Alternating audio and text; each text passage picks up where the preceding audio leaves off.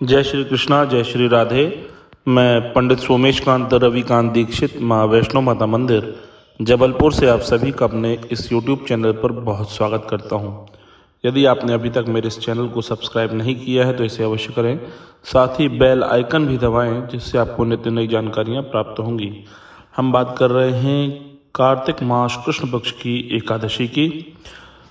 सन 2022 में कार्तिक मास कृष्ण पक्ष एकादशी 21 अक्टूबर दिन शुक्रवार को आ रही है तथा एकादशी का आगमन 20 तारीख को दिन में 1:53 के बाद से प्रारंभ होगी, जो कि 21 तारीख को दिन में 3:20 तक रहेगी। अर्थात उदय तिथि 21 तारीख को मिलने के कारण एकादशी 21 अक्टूबर दिन शुक्रवार के समय मनाई जाएगी। कार्तिक मास कृष्ण पक्ष की एकादशी का नाम रंभा एकादशी है या रमा एकादशी है। रमा एकादशी की कथा इस प्रकार आती है कि एक समय भगवान श्री कृष्ण से युधिष्ठिर महाराज बोले कि हे प्रभु, कार्तिक मास कृष्ण पक्ष की एकादशी का क्या नाम है, कृपा कर मुझे इसका विधान बतलाएं तथा इसका नाम भी बतलाएं।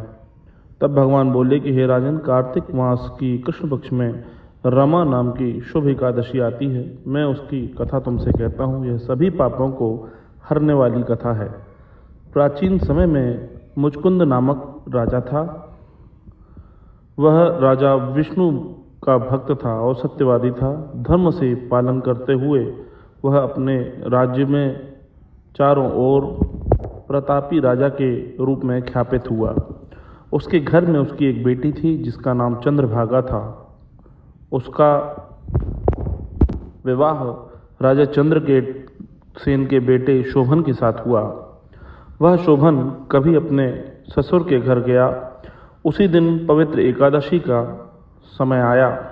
व्रत का दिन आने पर चंद्रभागा विचार करने लगी कि हे भगवान, मेरा पति तो बहुत ही निर्बल है और वह भूख प्यास सहन नहीं कर पाते और मेरे पिता के शासन में बहुत कठिन तरह से एकादशी का व्रत धारण किया जाता है। 10वीं को ही पूरे गांव में यह खबर दे दी जाती है कि एकादशी के दिन भोजन न बने। यह इस प्रकार यदि एकादशी का व्रत इनके सामने रहेगा तो यह भूख प्यास सहन नहीं कर पाएंगे, तो यह व्रत कैसे धारण करेंगे। और राजा ने 10वीं के दिन यह ना गाँव में राजा ने मुनादी पिटवाई और कहा कि कल एकादशी का व्रत है, किसी के यहाँ भी भोजन ना बने। यह बात जैसे ही शोभन ने सुनी तब वह अपनी पत्नी चंद्रभागा से बोला कि हे प्रिय, अब मुझे क्या करना चाहिए। मुझे ऐसी शिक्षा दो जिससे मेरा जीवन नष्ट ना हो। चंद्रभागा बोली कि हे विभो, मेरे पिता के घर में कोई भोजन नहीं करता। हाथी, घोड़े तथा पशु भी एकादशी के दिन खाना नहीं खाते। यदि आप भोजन करना चाहते हैं तो आप अपने घर चले जाइए। शोभन बोला, नहीं प्रिय, मैं इस व्रत को अवश्य करूँगा। जो भाग्य में लिखा है वह होकर रहेगा। इस प्रकार भाग्य का विचार करके उसने इस उत्तम व्रत को धारण कर लिया। भूख प्यास से शरीर पीड़ित हो गया। वह बहुत दुखित हुआ।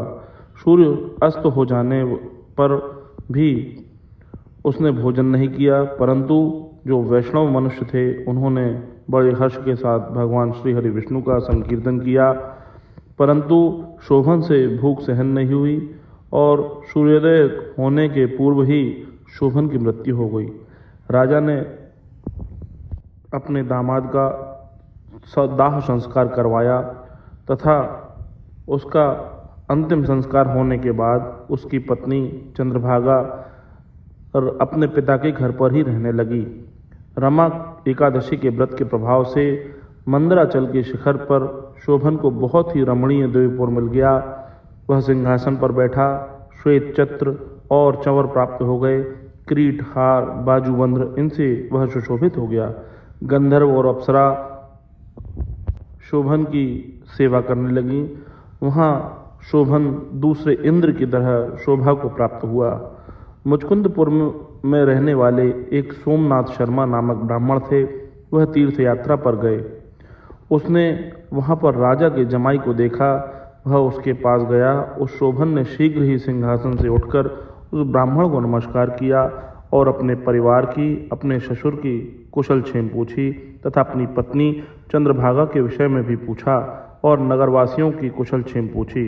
सोमनाथ शर्मा बोले कि हे राजन, तुम्हारे ससुर सकुशल हैं, तुम्हारी पत्नी चंद्रभागा भी सकुशल है तथा नगर में सर्वत्र सकुशल है। हे राजन, यह विचित्र नगर आपको कैसे मिला, कृपा कर मुझे बतलाएं। शोभन बोला कि हे ब्राह्मण देवता, कार्तिक मास कृष्ण पक्ष की रमा एकादशी होती है, उसका उपवास करने पर यह मुझे अस्थिर रूप में प्राप्त हुआ है। जिस तरह यह अटल हो सके कोई ऐसा यत्न मुझे बताएं। ब्राह्मण बोला कि हे राजन, यह स्थिर क्यों नहीं है और अटल किस तरह होगी, यह सब मुझसे कहो, मैं निश्चय ही करूँगा। शोभन बोला कि हे ब्राह्मण देवता, मैंने यह व्रत श्रद्धापूर्वक नहीं किया था, अतः मैं इस नगर में अस्थिर रूप से रहता हूँ। चंद्रभागा से यह वृत्तांत कहिएगा, तब वह नगर स्थित हो जाएगा। यह बात सुनकर, ब्राह्मण का वचन सुनकर चंद्रभागा बहुत आश्चर्य से प्रफुल्लित हो गई। ब्राह्मण से बोली कि हे ब्राह्मण देवता, आप क्या कर रहे हैं, यह वृत्तांत क्या सत्य है? सोमनाथ शर्मा बोले, हे पुत्री, तुम्हारे पति को तो मैंने अपनी आँखों से देखा है, देवताओं के समान उसका प्रकाशवान पुर भी है। उसने उसको अस्थिर बताया है, उसके अटल होने का उपाय करो। चंद्रभागा बोली कि हे ब्राह्मण देवता, आपको अपने पति के दर्शन की मुझे अभिलाषा है, अतः आप मुझे वहाँ ले चलिए। अपने व्रत के पुण्य से मैं उस नगर को अटल कर दूंगी। जिस प्रकार हम दोनों का मिलाप हो जाए, ऐसा कोई उपाय मुझे बताएं। बिछड़े हुए को मिलाप कराने से बड़ा पुण्य कोई नहीं होता। यह सुनकर सोमनाथ शर्मा उनके साथ चल दिया। मंदराचल पर्वत के समीप वामदेव के आश्रम में सोमनाथ शर्मा गए। वामदेव ने उनसे कहा हुआ यह सारी कथा का वृत्तांत सुनाया। उज्ज्वल चंद्रभागा का वेद मंत्र से वामदेव ने अभिषेक किया। ऋषि के मंत्रों के प्रभाव से और एकादशी के व्रत के प्रभाव से चंद्रभागा का शरीर भी दिव्य रूप में प्राप्त हो गया और दिव्य गति को प्राप्त हुई और प्रसन्नता से प्रफुल्लित नेत्र किए हुए अपने पति के पास चली गई। शोभन भी अपनी पत्नी को देखकर बहुत प्रसन्न हुआ और उसे बुलाकर अपनी बाईं ओर बिठा लिया और एकादशी के व्रत के प्रभाव से वह पुर स्थिर हो गया और दोनों पति पत्नी आनंद के साथ वहाँ पर रहने लगे। भगवान कृष्ण बोले कि हे युधिष्ठिर, जो भी व्यक्ति इस उत्तम व्रत को करते हैं और दोनों पक्ष की एकादशी का व्रत करते हैं, निसंदेह उनके सारे पाप कष्ट हरण हो जाते हैं, ब्रह्म हत्या के पाप भी नष्ट हो जाते हैं। जैसे एकादशी शुक्ल पक्ष की है, वैसे ही एकादशी कृष्ण पक्ष की होती है। इसीलिए मनुष्यों को यह एकादशी का व्रत अवश्य रूप से करना चाहिए तथा इसका महात्म सुनना चाहिए। वह अंत समय में वैकुंठ धाम को प्राप्त होते हैं।